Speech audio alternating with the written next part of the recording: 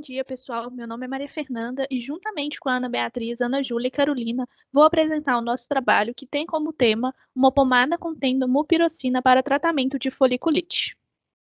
A foliculite, ela é o nome que se dá à inflamação dos folículos pilosos, e ela pode ser classificada em superficial ou profunda. Na superficial, ela vai se instalar apenas na parte superior do folículo piloso. Já na profunda, essa inflamação ela vai se estender por todo o folículo piloso e alcança até a raiz. Nesse caso, sinais e sintomas frequentes são dor, edema e coceira. A foliculite ela pode ser causada pela infecção de fungos, bactérias e vírus, mas a causa mais comum é a infecção por Staphylococcus aureus.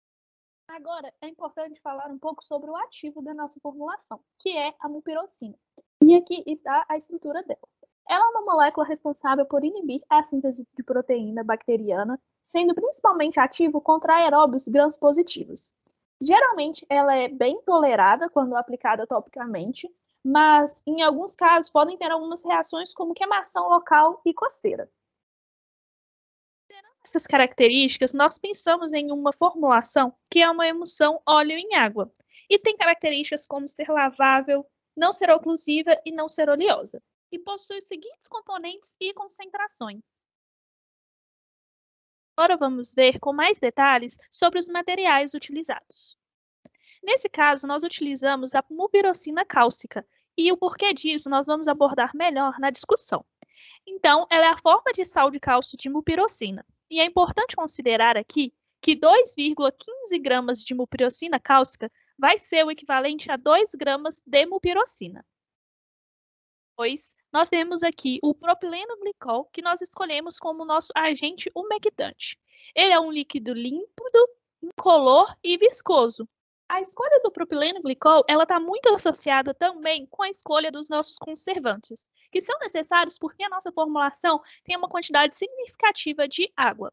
Então, nós escolhemos o metilparabeno e o propilparabeno, já que a ação dos dois ela é potencializada quando eles são utilizados em conjunto.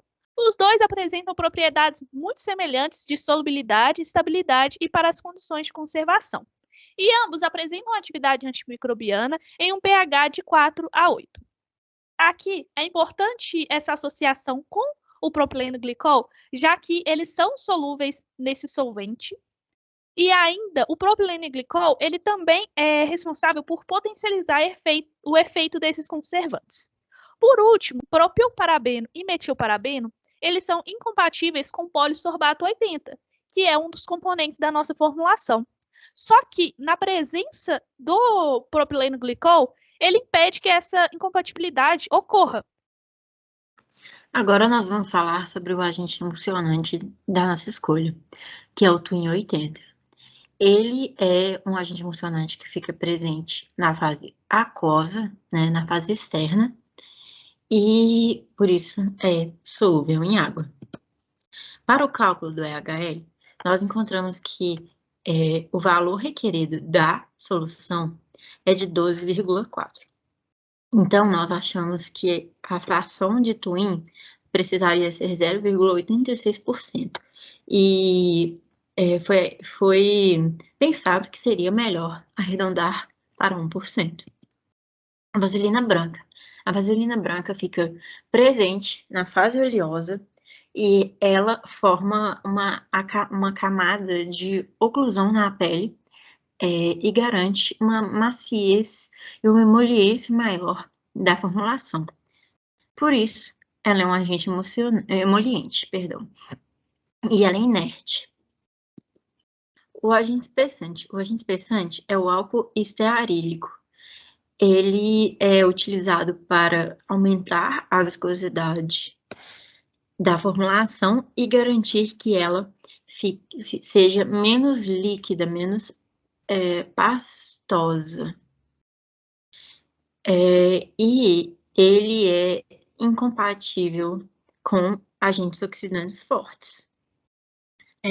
Por isso, nós vamos utilizar o BHT, que é um antioxidante da fração oleosa. E ele perde a cor perde a cor e a atividade na exposição ao calor, umidade e luz. Assim, considerando todos os pontos, nós vamos utilizar uma bisnaga de metal revestida com material plastificante para ser a nossa embalagem.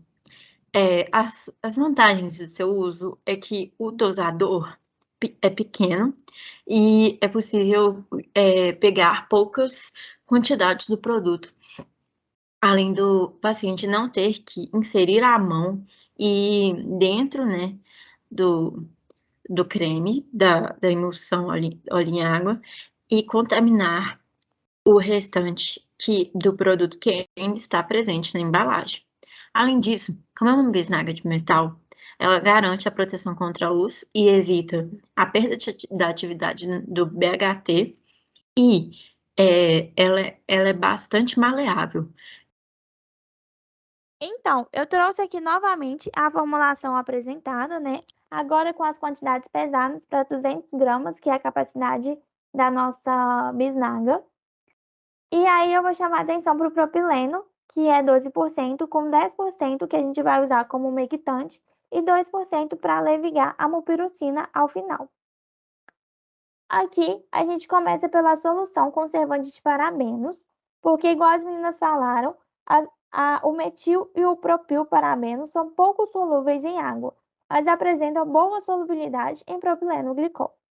Então, aqui foi pesado os dois conservantes e medido o propileno em uma proveta e transferidos para um becker, o qual precisa ser aquecido em banho-maria até total solubilização dos solventes.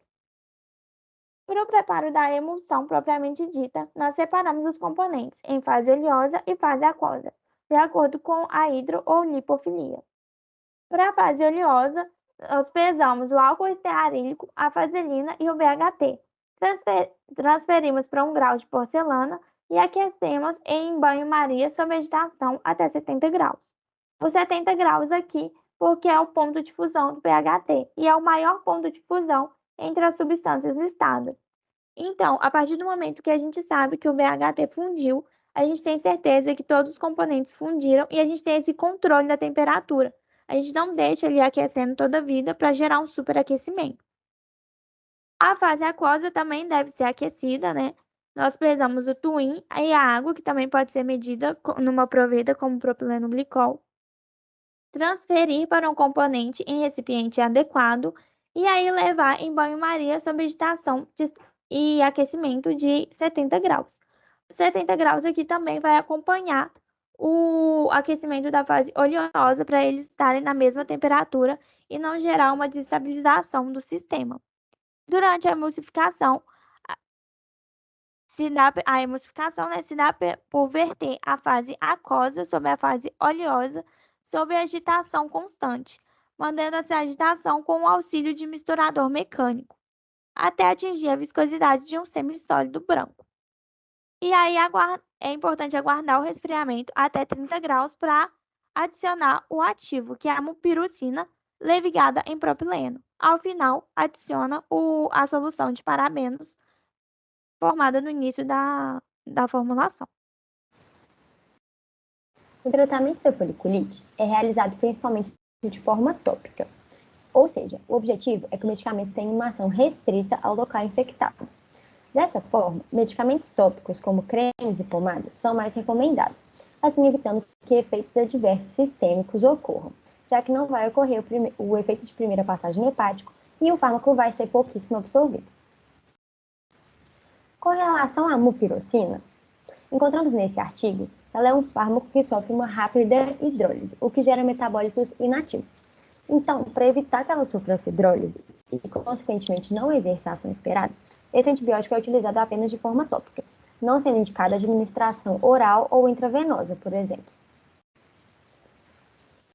Os medicamentos tópicos utilizados atualmente no tratamento da foliculite possuem, em sua maioria, polietilenglicóis, os PEGs, que são polímeros de óxido de etileno com cadeias alcoólicas primárias, e essa aqui é a estrutura básica deles. Esses polímeros são capazes de formar uma estrutura, pois são compostos que possuem de diferentes pesos moleculares. Então, eles levam à preparação de pomadas hidrofílicas, principalmente, que podem ser utilizadas no tratamento da doença. Além disso, os PEGs têm propriedades mais hidrofílicas e são atóxicos, características que também são relacionadas ao uso comum desses polímeros. Durante a realização do trabalho, nós não encontramos uma alternativa viável para substituir os PEGs nas pomadas. Portanto, de forma a propor uma formulação diferente para o tratamento da foliculite, pensamos na preparação de uma emulsão óleo em água. Nós entendemos que uma emulsão óleo em água seria uma boa alternativa pelos seguintes motivos. Primeiramente, que por ser óleo em água, seria possível incorporar o ativo até as camadas mais profundas da pele. E além disso, essa forma farmacêutica proporcionaria uma melhor espalhabilidade.